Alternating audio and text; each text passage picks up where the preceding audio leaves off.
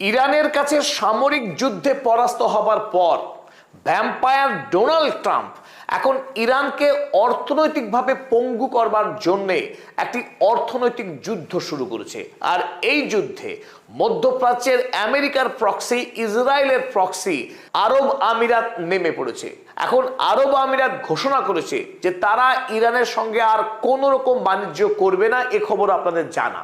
এখন আমেরিকার এই অর্থনৈতিক যুদ্ধের বিরুদ্ধে ইরান মুখ বন্ধ করে বসে থাকতে প্রস্তুত নয়।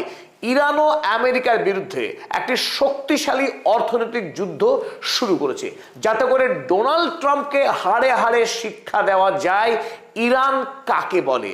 ইরানের এই মুহূর্তে একটাই লক্ষ্য, ডোনাল্ড ট্রাম্পকে নভেম্বর মাসের যে মিড টার্ম নির্বাচন অনুষ্ঠিত হতে চলেছে আমেরিকায়, সেই নির্বাচনে ডোনাল্ড ট্রাম্পকে মারাত্মকভাবে পরাস্ত করে তার রিপাবলিকান পার্টিকে বড়সড় শাস্তি দেওয়া, যাতে করে আগামীতে আর কোনো রাষ্ট্রপতি ইরানের বিরুদ্ধে যুদ্ধ করা স্বপ্নেও যেন সাহস না করে।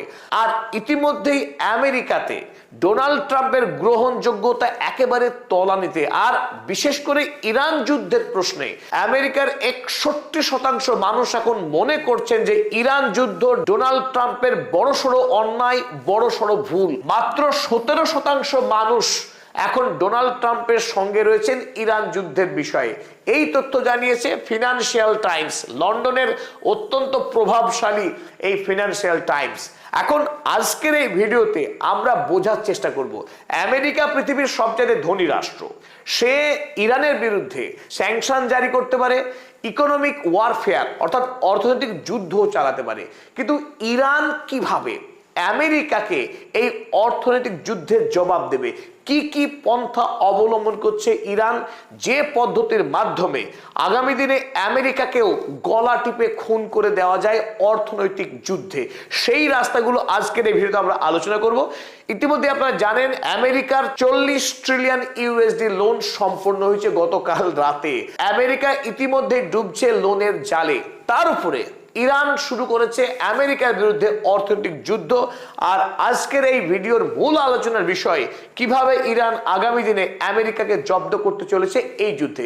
চলুন শুরু করা যাক। আর তার আগে আমি আপনাদের বন্ধু অধ্যাপক আব্দুল হালিম স্বাগত জানাচ্ছি আজকের এই আলোচনায়। চলুন শুরু করা যাক।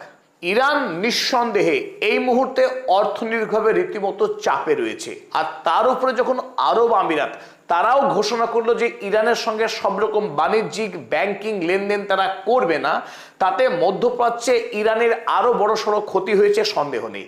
কিন্তু অর্থনৈতিক চাপে থাকা ইরানের কাছে একটা স্বাভাবিক ঘটনা।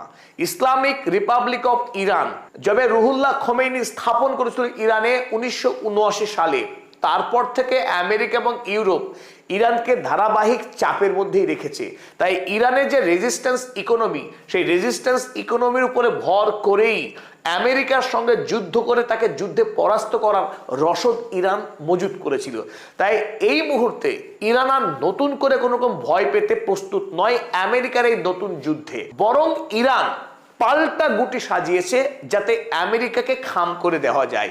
ইতিমধ্যেই এই যুদ্ধের ভারে ভারাক্রান্ত হয়ে আমেরিকার 70% মানুষ মনে করছে যে দ্রব্যমূল্য বৃদ্ধি এবং সাধারণ জীবনযাপনের ক্ষেত্রে ডোনাল্ড ট্রাম্প ইরান যুদ্ধের মাধ্যমে তাদের দেশকে নরক বানিয়ে ফেলেছে।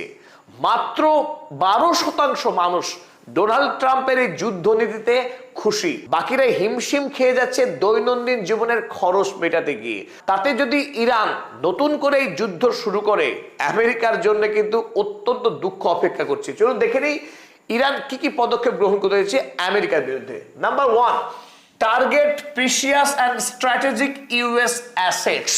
মধ্যপ্রাচ্যের মার্কিন যে সমস্ত সামরিক ঘাঁটিগুলি আছে, সেই সমস্ত সামরিক ঘাঁটিগুলির উপরে এই বিগত 5 মাসের যুদ্ধে ইরান টার্গেট করে করে সব থেকে দামি যে যন্ত্রপাতি সেগুলিকে ধ্বংস করে দিয়েছে। ফলে ইতিমধ্যেই আমেরিকার বিশাল অঙ্কের টাকার ক্ষয়ক্ষতি হয়েছে এই যুদ্ধে। তাই ডোনাল্ড ট্রাম্প দাবি করেছিলেন ইউএস পার্লামেন্টে যে 1.5 ট্রিলিয়ন ইউএসডি টাকার সামরিক বাজেট ঘোষণা করতে হবে আমেরিকার জন্য, যেটা আমেরিকার কংগ্রেস দেয়নি। আর এই মুহূর্তে ইরান লক্ষ্য করছে ইউরোপের মার্কিন সামরিক ঘাঁটিগুলির দিকে। যদি আমেরিকা বাড়াবাড়ি করে সাইপ্রাস বুলগেরিয়ার মতো দেশগুলিতে যে সমস্ত সামরিক ঘাঁটি রয়েছে সেগুলিকে তাক করবে এবার ইরান। তাই ইতিমধ্যেই মধ্যপ্রাচ্যে ঠ্যাং খোঁড়া হয়ে গেছে আমেরিকার।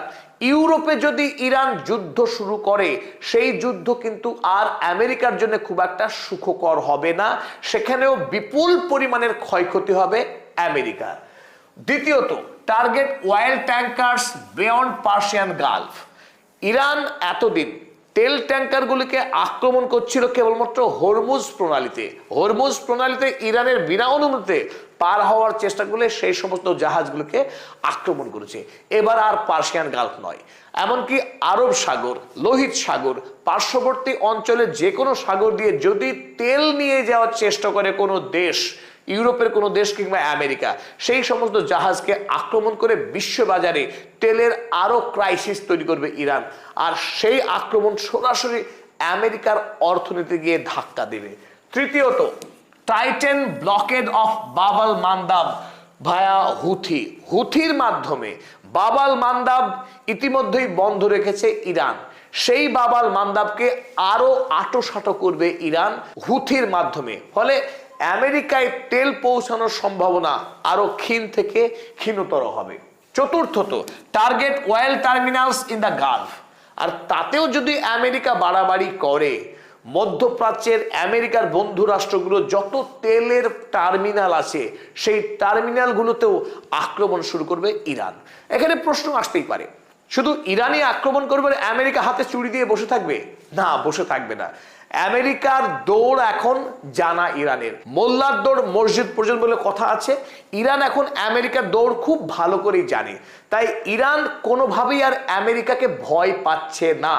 ইরান সরাসরি যুদ্ধ করতে চাইছে আমেরিকার সঙ্গে, আর আমেরিকা পালাচ্ছে। যুদ্ধে ভয় পাচ্ছে